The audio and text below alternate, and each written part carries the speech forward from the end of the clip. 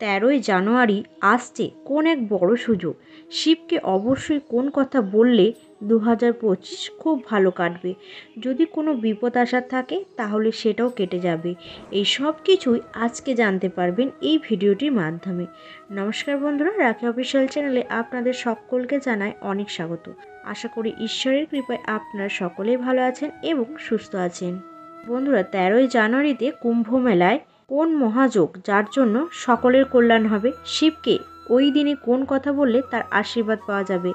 মহাদেবের প্রতি কোন কথা বললে মহাদেব আপনার উপরে কৃপা করবেন এবং আপনার আগামী বছরগুলো খুব ভালো কাটবে? কুম্ভ মেলার কি এমন বিশেষত্ব যা আপনার জীবন বদলে দিতে পারে? আজকে সেই বিষয় নিয়েই আলোচনা করব এই ভিডিওটির মাধ্যমে।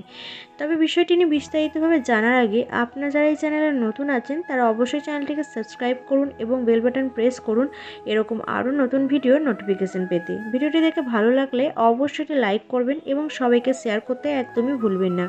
আর কমেন্ট বক্সে জয় শিব শম্ভু বা হর হর মহাদেব লিখতে একদমই ভুলবেন না। তো চলুন এবার জেনে নেওয়া যাক বিষয়টি কী। বিনয় ছিল এক গ্রাম্য যুবক।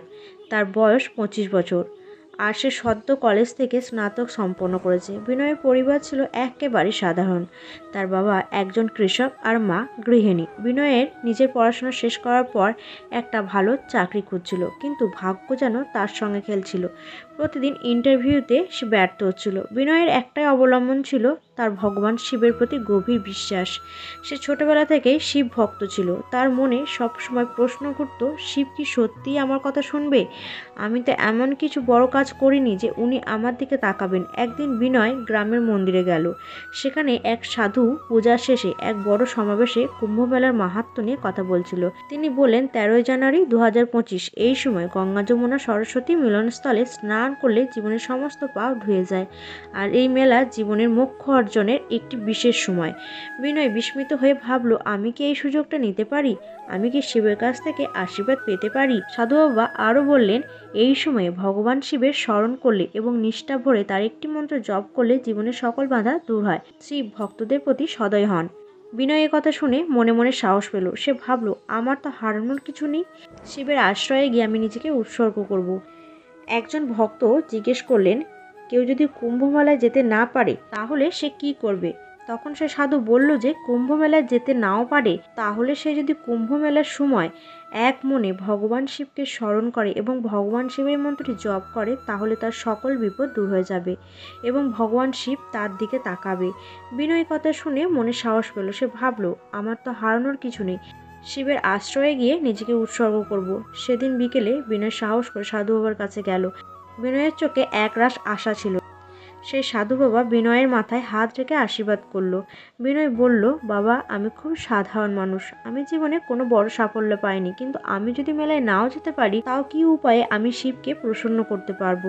সাধু বাবা গভীর হাসি দিয়ে বললেন, বিনয়, ভগবান শিব এমন এক দেবতা যিনি নিজের ভক্তদের কোনো বড় সাফল্য বা সম্পদের ভিত্তিতে বিচার করে না। তিনি ভক্তি এবং নিষ্ঠা দেখেন। তুমি যদি নিজের অন্তর থেকে তাকে ডাকো তিনি তোমার কথা অবশ্যই শুনবেন। আর হ্যাঁ, তুমি সেখানে না গেলেও তাকে প্রসন্ন করতে পারবে। বিনয় আবার জিজ্ঞাসা করলো, বাবা, আমি কি শিবের কাছে প্রার্থনা করব? তাকে প্রসন্ন করতে কি করতে হবে? সাধু বাবা বললেন, 13ই জানুয়ারি থেকে কুম্ভমেলা শুরু হবে। 12 বছর পর আসছে এই মহাকুম্ভ মেলা। এই সময় প্রতিদিন সকালে উঠে 21 বার ওম নমঃ শিবায় মন্ত্রটি জপ করো। এই মন্ত্র শিবের মহামন্ত্র। এটি শুধু তোমার জীবনে বাধা দূর করবে না, তোমাকে অভ্যন্তরীণ শান্তিও দেবে। আর পারলে কোনো মন্দিরে গিয়ে ওম নমঃ শিবায় বলে শিবলিঙ্গে গঙ্গা জল বা দুধ দিয়ে স্নান করাও। বিনয় কিছুটা বিস্মিত হয়ে বলল, এই মন্ত্রটি এত শক্তিশালী কেন? কি এর মাহাত্ম্যকতা? এই মন্ত্র আমার জীবন বদলে দিতে পারে? কিভাবে এই মন্ত্র আমার জীবন বদলে দিতে পারে? সাধু বাবা বলল, শোনো বিনয়, ওম শব্দটি হলো ব্রহ্মাণ্ডের মূল সুর। এটি সৃষ্টির শক্তিকে জাগ্রত করে। নমঃ শিবায় মানে শিবের প্রতি সম্পূর্ণ আত্মসমর্পণ। এই মন্ত্রের জপ তোমাকে শিবের শক্তির সঙ্গে সংযোগ স্থাপন করতে সাহায্য করবে। কুম্ভ মেলার সময় মন্ত্রের শক্তি বহুগুণ বৃদ্ধি পায়, কারণ এই সময় সারা পৃথিবী ইতিবাচক শক্তি গঙ্গাতে একত্রিত হয়। তিনি আরও বললেন, এই মন্ত্র জপ করার সময় শুধু নিজের প্রার্থনা করো না, পৃথিবীর মঙ্গল কামনা করো। কারণ শিব শুধু তোমার দেবতা নয়, তিনি সর্বজগতের আশ্রয়। বিনয় গভীরভাবে মন্ত্রটির মাহাত্ম্য উপলব্ধি করলো। তার মনে হলো শিব যেন তাকে ডেকেছেন। সে বলল, বাবা, আমি 13 জানুয়ারি থেকে প্রতিদিন এই মন্ত্র জপ করব আর নিজেকে শিবের আশীর্বাদে উৎসর্গ করব। সাধু বাবা হাসলেন এবং বলল, বিনয়, তুমি মন থেকে প্রতিজ্ঞা করো, তাহলে দেখবে 2025 সাল তোমার জীবনের সবচেয়ে অসাধারণ বছর হবে।